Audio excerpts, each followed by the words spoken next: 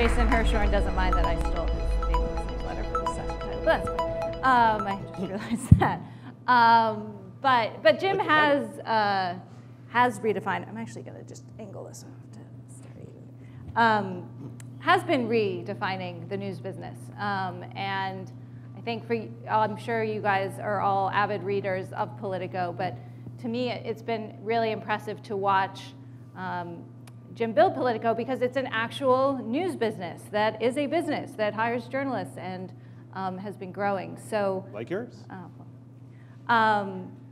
Maybe to start, so I think one question I wanted to ask you about is we've kind of been going through a little bit of a digital media bubble, a news media bubble, right? We've seen the huge ginormous sale of Business Insider for $300 million plus, huge fundraisers from Vox, BuzzFeed, et cetera, companies with very different business models than Politico.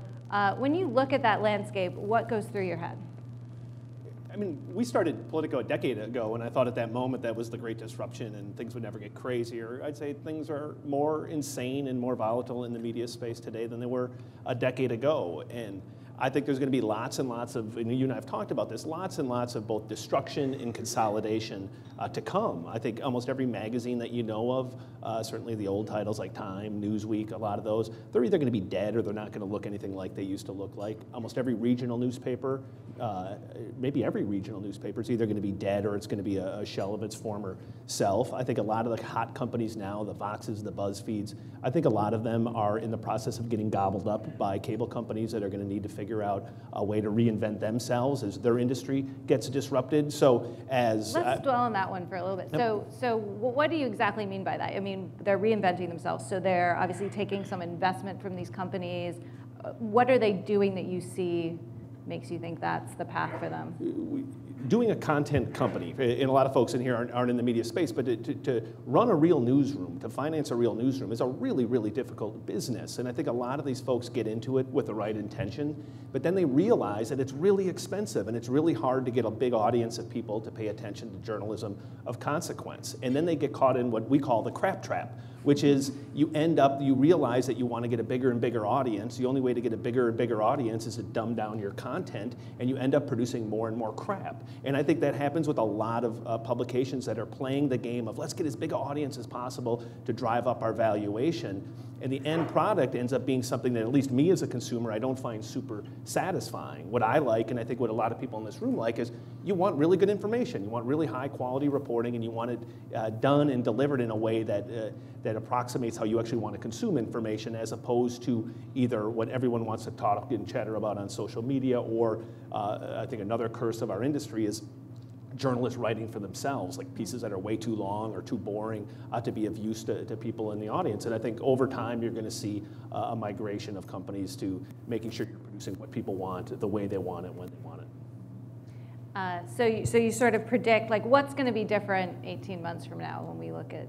You think there'll be more I think you're going to see, consolidation? I think this year you're going to see lots, you're already starting to see signs of this, by the way. You're going to see lots of people moving away from content. If you look at what's happening with BuzzFeed, it seems like the emphasis is moving towards the other coast, to getting into video, getting into sort of non-journalistic content. I think we obviously with the investment in Vox and going over to NBC, you're seeing a fair amount of that. It looks like Yahoo, little by little, will either be sold off or they're probably going to shut down a lot of their journalistic operations.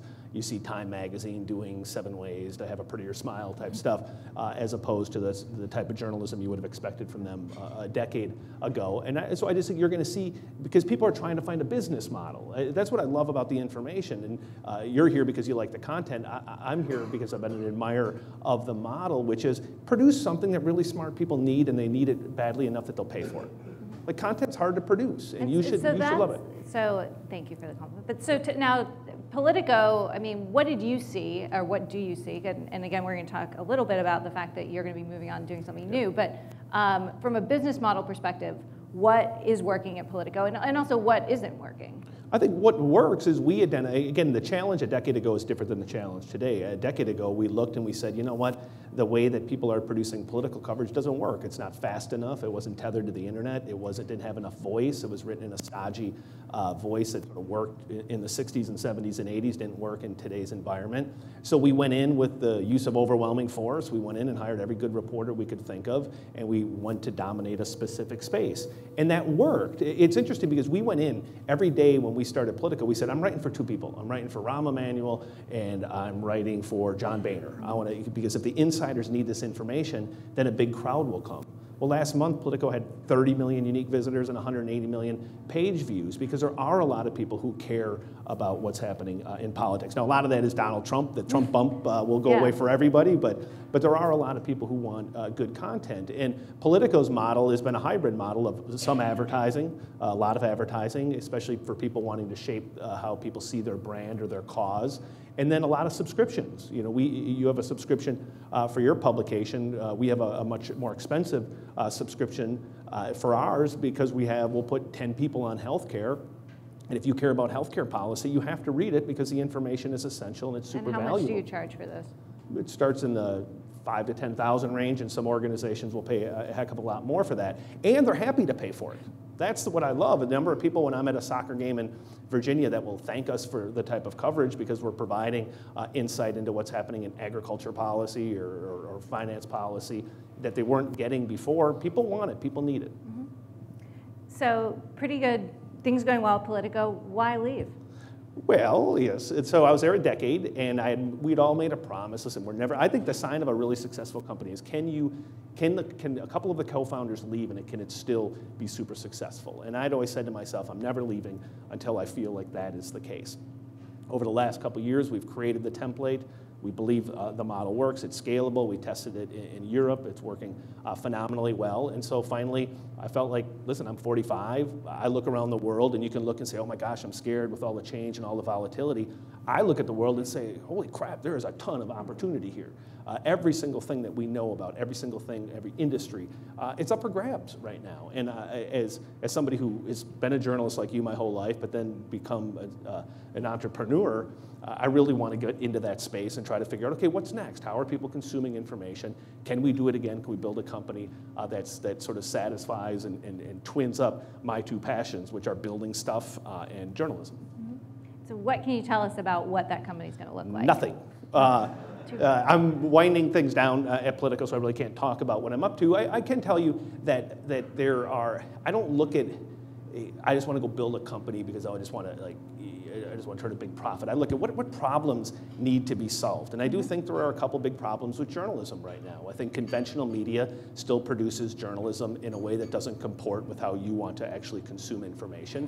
And I think social media, for all its glory, it's terribly distracting and deceptive in terms of helping really smart people get smarter. And that to me, no matter what happens with the business model, no matter what happens with the human mind as it gets reprogrammed by technology and on the size and shape of content that we're going to consume, really smart people are always going to need really good information. And if you can play in that space, and I look at the world as in two spaces, and not to sound elitist about it, there's always going to be a massive population of people who like the silly stuff and aren't that interested in high quality reporting. But there's always going to be a massive segment, and increasingly around the world, that needs to get a hell of a lot smarter on business, on technology, on politics, on all these big issues that are increasingly intertwined. And so in that space, I believe is where we'll play, and it'll unfold. And broader than politics, so looking at...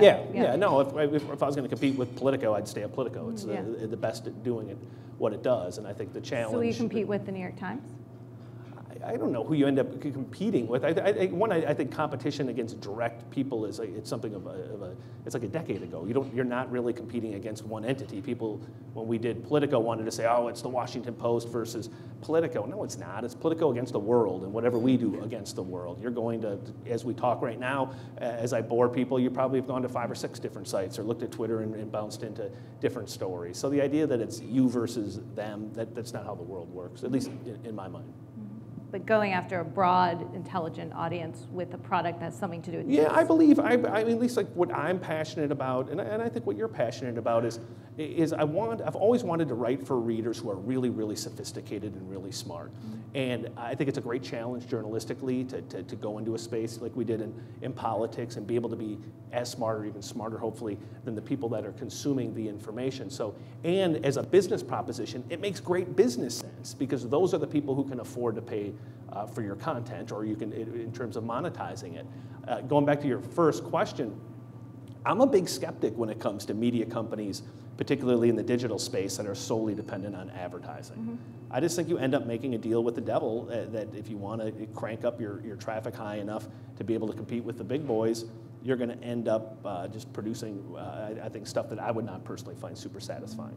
So new company won't be dependent. Will it be any advertising? My dream would be to create a company that doesn't require a penny in advertising. I think that would be a great challenge to take on, because then it would really force you to think about the engineering of your product, that it has to be so darn good that people are going to pay more than enough money to support something on a really ambitious scale. And that takes time, it takes effort. I do think we've learned a lot at Politico, where we now have 24 different verticals. We have thousands of organizations that pay for content, and we've studied a lot how do really important, busy people consume information, and applying those lessons and thinking about where the puck's going as opposed to where it is right now. That's fun. Yep. That's fun. Let's talk about the election a little bit, just because we've got an expert here in front of us. So the Trump bumps, actually, tell us more about that and actually how you think about it internally, because it's probably something you have to manage around. Let's stipulate that none of us are experts in politics this year. Nobody saw this coming. It's the level of absurdity, the stuff that Trump gets away with is unlike anything we've ever seen in politics. I will say one way that we think about it is, in some ways, it's not terribly surprising that we ended up with Donald Trump. There's a lot of things that have been happening over the last decade that have put us in this moment. If you think about what's happened to, even if you think about white America in terms of anyone who's not in the upper 10%, if you go, I'm from Oshkosh, Wisconsin, but I spend a lot of time in Bangor, Maine. You've got a lot of people out there who are really, really ticked off. And there was an interesting poll last year among Republicans where 70% of Republicans said they felt like a stranger in their own land.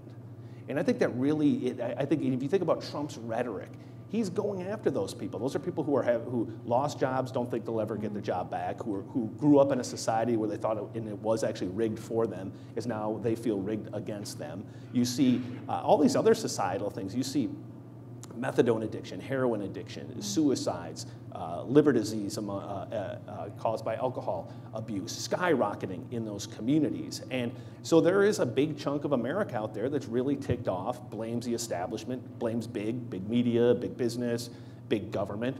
And Donald Trump is brilliantly tapped into it. Now, it's not a huge chunk. It's about 30 to 38% of the Republican Party, and it's not a big chunk of the overall country, but it's enough that in a competitive field, he was able to own it. And so he's never gone below 30. He never really goes above 40, but it's a damnedest thing. There's not a single, he's done the most asinine things I've ever seen a political candidate do in my life, and he never pays a price for it. He doesn't get stronger, he doesn't get weaker, he just sort of stays the same. And is that why? I mean, because I think he's a big middle finger to the establishment, and I think that they love it. I think his base just loves the middle finger. They are angry, and there's almost nothing you can do to separate him from them.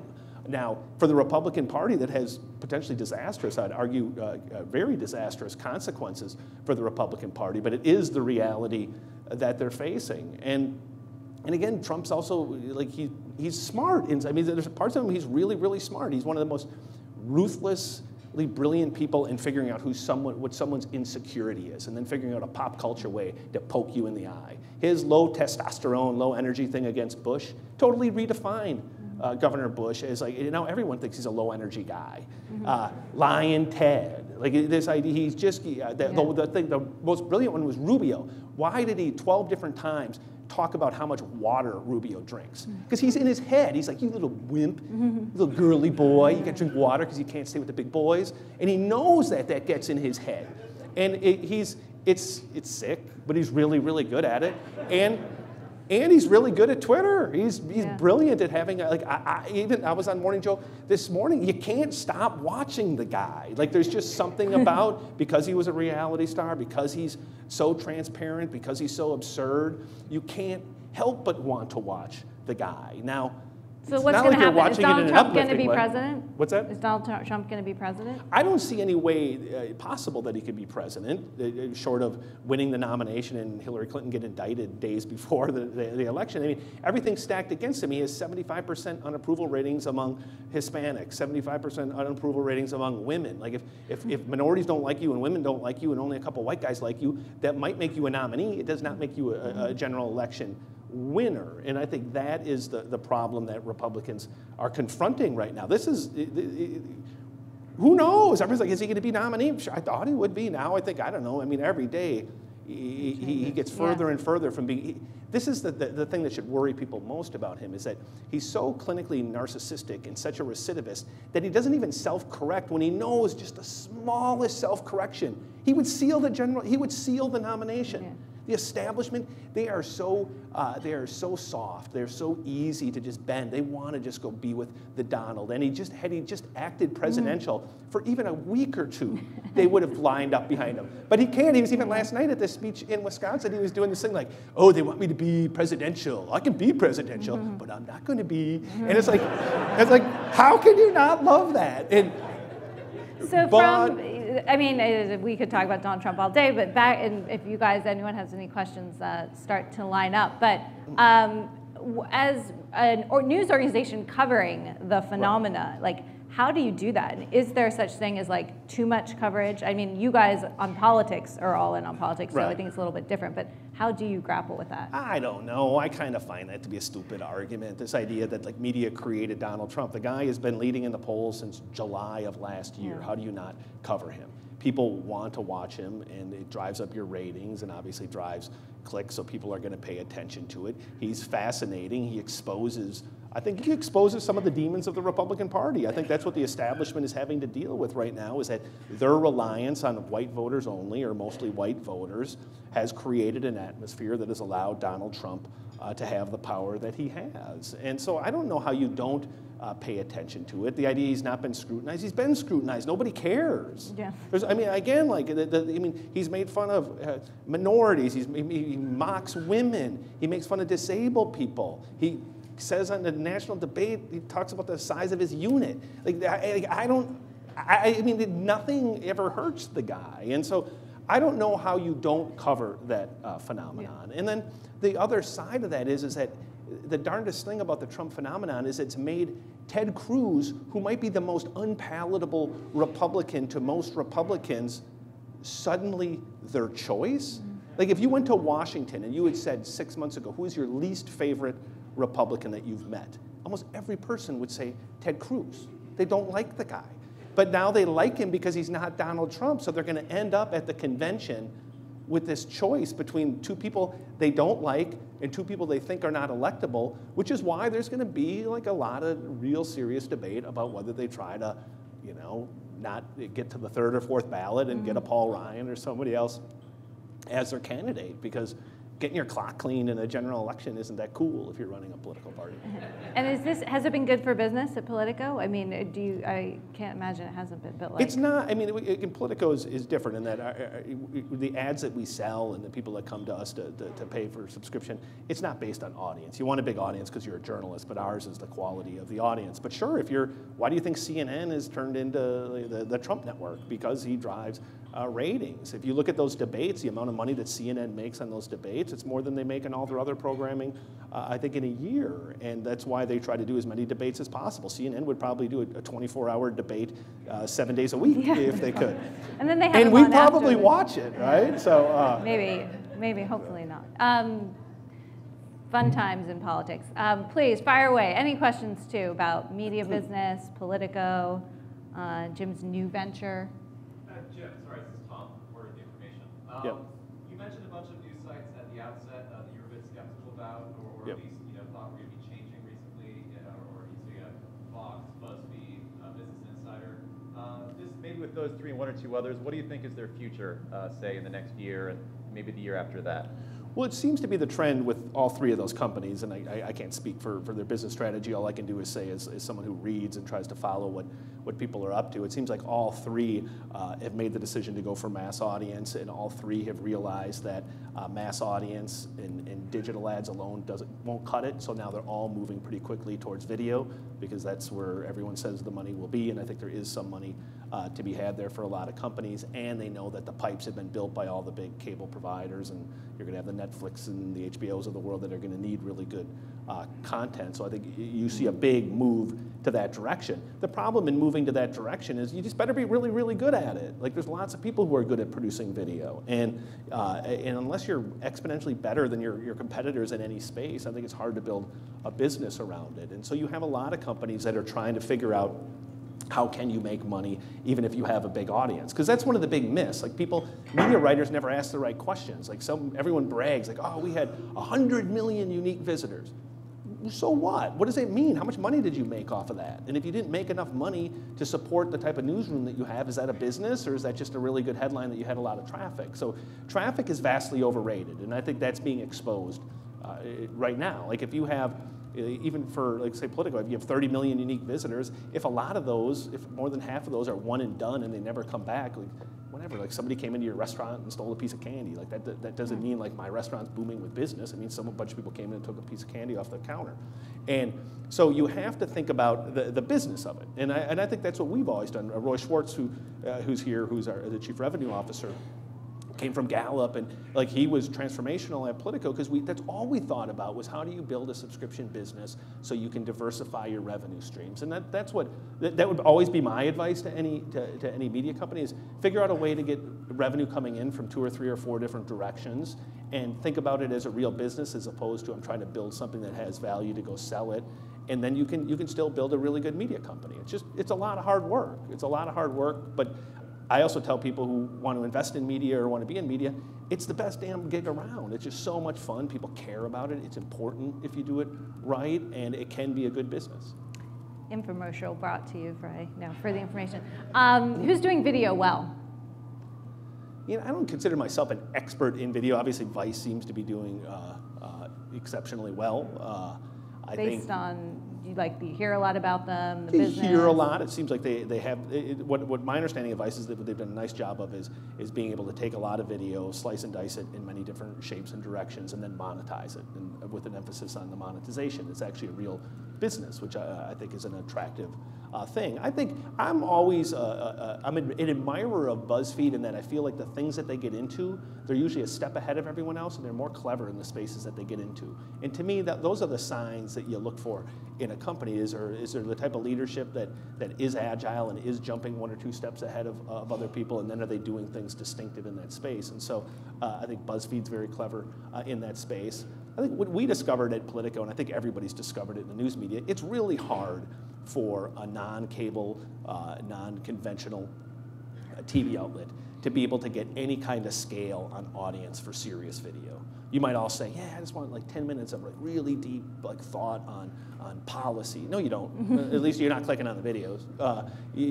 Most people want like silly, funny stuff, like someone like whatever, peeing in the river or something like that, but that gets caught on video. That's what people are watching. It's really hard to get people to engage in a really serious conversation on it. I think that'll change. I think it's one of the things that we're challenging ourselves to do is like, let's go out, and we're not in the video space. Let's learn that. Let's learn that space and have a much better understanding of what does that look like 5 years from now, which is radically different from today, and what are really smart people, how are they going to consume information in that space? And it's fun. It's fun to think about how consumption habits are changing, and then how business models will migrate with that. Do you think consumption's getting more bite-sized, more snackable? Absolutely. Absolutely. So I haven't written in a year and a half, but I used to write a column. And we had many of our columns with Mike Allen, who's here. We'd get a million page views. It'd be this really important piece. Everyone in the White House was reading it. You felt really good about it. Well, you could measure the number of people who went from page 1 to page 2. On page 1, you could fit 486 words. The piece was 1,200 words.